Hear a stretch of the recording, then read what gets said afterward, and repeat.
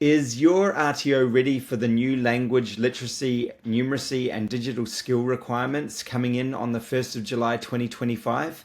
In this session, I'm going to be covering what those changes look like and how your RTO can be properly prepared for those changes when they do kick in on the 1st of July 2025. So let's jump in and have a look. So here we are looking at standard 2.2 of the new RTO standards. What I want to draw your attention to is 2.2a, which basically says that all RTOs will be required to conduct a language, literacy, numeracy, and a digital skills proficiency assessment prior to enrollment. So the most important thing to understand there is prior to enrollment. Now, a lot of RTOs already do some kind of LLN assessment, but often they're enrolling students into their course and providing access to their materials while, also getting them to do their LLN assessments. The equation's flipped. Students can't be set up as enrolled in their course in the student management or learning management system until they've undergone that assessment, and that applies to any program at all, whether it's a single unit of competence or a qualification. Any accredited course is going to fall under these new requirements. So that's something to consider, and it's going to be quite an onerous requirement for some RTOs, particularly those short course providers, and it's something that I think you need to be thinking about how you're going to manage. These are pretty big changes. What I want to do in this session is actually show you how e-skilled learning and student management systems can completely streamline this process for RTOs and solve the problem for you. So let's jump in and have a look. So obviously step one of the process is an enrollment application in this scenario because they can't be enrolled. eSkilled has an online enrollment form that integrates with any website. Basically students just jump on, go to the program that they're wanting to enroll in. The enrollment application form will come through to the student management system as application received, and the student will automatically be enrolled into the learning management system, into their LLN assessment. So they can basically start their LLN assessment the moment they submit their application.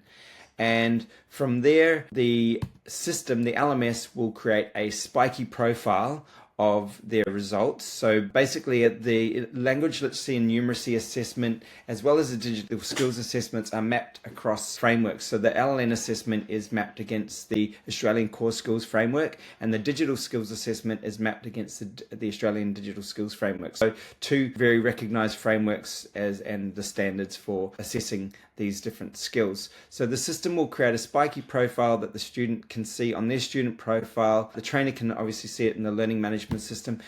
So if the student passes their LLN assessment, the system will automatically enroll them into their course. There's nothing left for anyone to do. No one needs to go and set that enrollment to enrolled. The learning management system will automatically tell the student management system that the student has passed.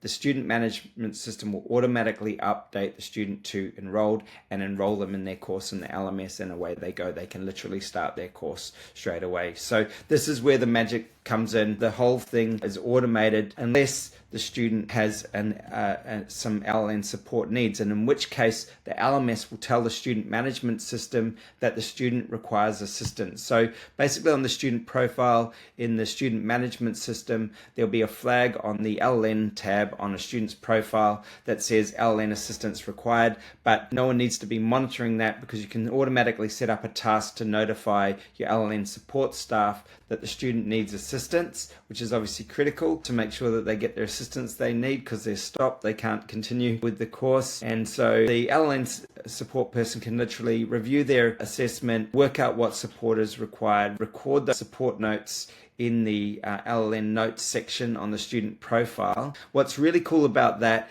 is anything in the support section here will also show up to trainers and assessors in their class event in the student management system. So when this trainer and assessor goes to mark attendance for a particular class, they will actually see the LLN flag next to a student name and know that there's some support notes that they'll need to review to ensure they can meet that student needs within that class, and basically be aware of any support needs that they have. So end to end, the LLN process is integrated into the student and learning management system, so there's no possibility for students to fall through the gaps or for RTOs to miss their compliance requirements under this new standard, which is really, really important. The system will provide you the full end-to-end audit trail that you've complied with the requirements under the new standards, but more importantly, students will have a really smooth experience, and all going well, if they meet the requirements, they'll just be able to enroll in their course automatically. If they need support, they'll get the support they need, and then necessarily people will be alerted. So it's pretty amazing system. As far as I know, 𝗂𝗚skilled is the only RTO management software to have a fully integrated end-to-end LLN solution like this. So if you don't yet have a plan or on how you're going to manage this, pretty onerous requirement without the right systems, it's going to take a lot more resources, cost a lot more. And this is just one of the ways that RTO management software solves a lot of those compliance and operational issues to help RTOs streamline the management of their compliance requirements. If you haven't checked out the system yet, we definitely recommend checking it out, because you'll be amazed at what our systems can do that most systems aren't doing currently. So I hope you've enjoyed this informative session and you're a bit clearer on the new language literacy, numeracy and digital skills requirements required under the new standards coming into force on the 1st of July 2025. Thank you.